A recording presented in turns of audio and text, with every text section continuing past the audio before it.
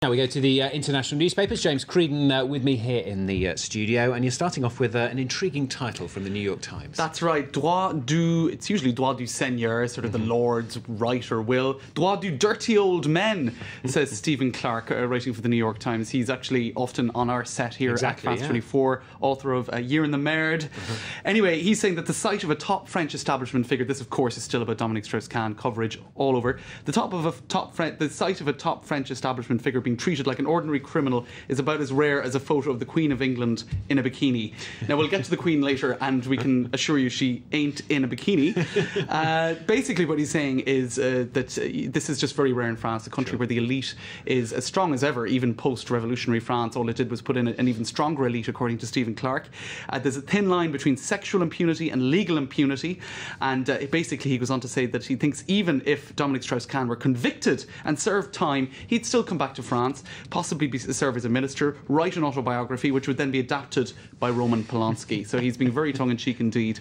Okay, I don't wonder if he's in tomorrow, because he's Friday he's usually right. Here, Stephen. So. Who knows what kind of reception he'd get after that. Exactly. French bashing. Now, Le Monde is actually talking about the Roman Polanski affair, as it's known. This is a French-Polish film director who in 1978 fled the US, having been charged with raping, with the statutory rape of a 13-year-old girl. He never went back. There are no extradition agreements between France and the US, and Le Monde quotes one US-based French lawyer who says, "We're paying for the Polanski affair." In other words, there is a parallel being drawn between his fleeing of France at the time and Dominique Strauss-Kahn's possible whether or not he would have fled. Other comparisons in the papers with Arnold Schwarzenegger. Now this came out yesterday, that he had a child with his housekeeper some 10 years ago, and it was the reason for his recent breakup with Maria Shriver. So in the Washington Post they're saying between Strauss-Kahn and Schwarzenegger, you'd think it's the 1960s or the 1860s with this sort of behaviour. We'll move to ProPublica. Now this is an interesting piece by a journalist called Tracy Weber. Now about 8 years ago she was asked to investigate into several allegations that Arnold Schwarzenegger had been involved in groping people all over Southern California. It became an article that was published in the Los Angeles Times shortly before he was elected as the governor of California. Now what happened? You would expect that there would be a lot of outrage. Well, no. People were very critical of the Los Angeles Times for coming out with this story at that time, and thousands of people cancelled their subscriptions. Now Tracy Weber says it was devastating for her as a journalist, devastating for the women who had shared their stories, and also she says if the press had investigated and reported on the past allegations against Dominique Strauss-Kahn, would it have mattered? Sure. That's a very different point of view to what we're normally getting in the US press.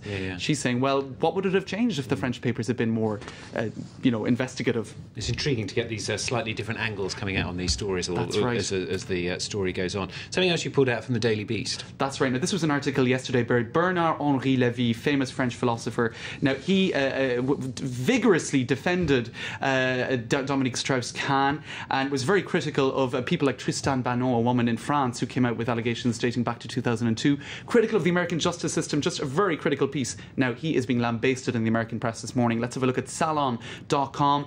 Dominique Strauss-Kahn's shameless defender, they call him. The New Yorker, for their part, is talking about Arnold Schwarzenegger, Bernard-Henri Lévy and Dominique Strauss-Kahn. They're particularly critical of one line by Bernard-Henri Lévy. He says that basically when Dominique Strauss-Kahn was sent out in front of the cameras, it was as if he was a subject of justice like any other. And the New Yorker says, it's enough to make you want to get on a rocket to outer space. Isn't equal justice for all one of those things we all agreed on? So he's getting a roasting in the American papers this morning. Now, I'll just quickly show up these at the end, because Britain and Ireland are talking about one thing and one thing only: one small step for the Queen and a giant stride into history. Now, interestingly, The Independent has exactly the same headline: one small step for a monarch. 100 years since a British monarch had stepped foot in Ireland. So there's the Queen's foot in Dublin. Just kind of very quickly show the Irish Independent, which is also leading on this. If we have the Irish Independent very quickly, a moment of healing, and that's at Dublin's Garden of Remembrance. I don't know if we have that, but obviously on the front page of the Irish papers as well this morning. All right, James, thank you very much. Close to his heart with that accent. Indeed. All right, James. Thank you very much. James Creedon with the international newspapers this morning.